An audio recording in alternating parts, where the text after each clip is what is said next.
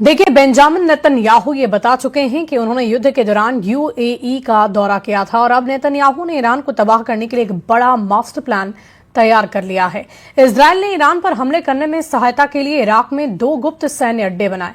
New York times के अनुसार Israel ने 2024 के अंत में देश में अपना पहला सैन्य अड्डा बनाया और इसी साल इजरायल ने वहां एक और सैन्य अड्डा बनाया। इस सीक्रेट इन्फॉर्मेशन को सुरक्षित रखने के लिए एक इराकी सैनिक और नागरिक मारे गए।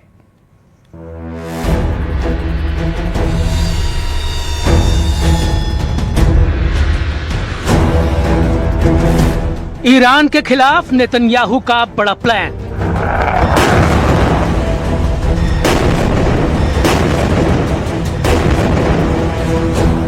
इराक में 2 एयरबेस निशाने पर ईरान। ट्रंप ने ईरान को धमकी दी तो नेतन्याहू 2 कदम आगे बढ़कर ईरान पर हमले की तैयारी में जुट गए हैं।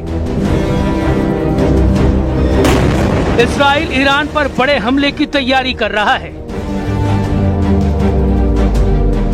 नेतन्याहू की वायुसेना तैयार है। इस बीच इराक के रेगिस्तान में बने 2 कथित गुप्त सैन्य ठिकानों की रिपोर्ट ने पश्चिम एशिया में नई सनसनी फैला दी है। मीडिया रिपोर्ट्स के मुताबिक इजराइल ने ईरान पर हमले करने में सहायता के लिए इराक में 2 गुप्त सैन्य अड्डे बनाए। न्यूयॉर्क टाइम्स के अनुसार इजराइल ने 2024 के अंत में देश में अपना पहला सैन्य अड्डा बनाया था और इसी साल इजराइल ने वहां एक और सैन्य अड्डा बनाया है। इस सीक्रेट इंफॉर्मेशन को सुरक्षित रखने के लिए एक इराकी सैनिक और एक नागरिक मारे गए। दावा है कि इनका इस्तेमाल इजराइल ने ईरान पर लंबी दूरी के ऑपरेशंस, स्पेशल फोर्स मिशन और निगरानी के लिए किया। यानी संदेश साफ है, नेतन्याहू सिर्फ डिफेंसिव नहीं बल्कि ईरान के खिलाफ डीप रीच स्ट्रेटेजी पर काम कर रहे हैं। यानी अगला फोकस 3 मोर्चों पर हो सकता है। पहला, ईरान में बचे हुए संवर्धित यूरेनियम और न्यूक्लियर इंफ्रास्ट्रक्चर को निशाना बनाना। दूसरा, इराक, सीरिया और खाड़ी क्षेत्र में ईरान समर्थित मिलिशिया नेटवर्क को कमजोर करना।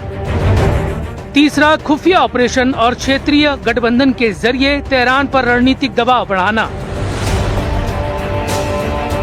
यानी आने वाले दिनों में संभावित बड़े कदमों में सीमित लेकिन high value strikes command and control centre पर हमले और कोवर्ट मिशन शामिल हो सकते हैं।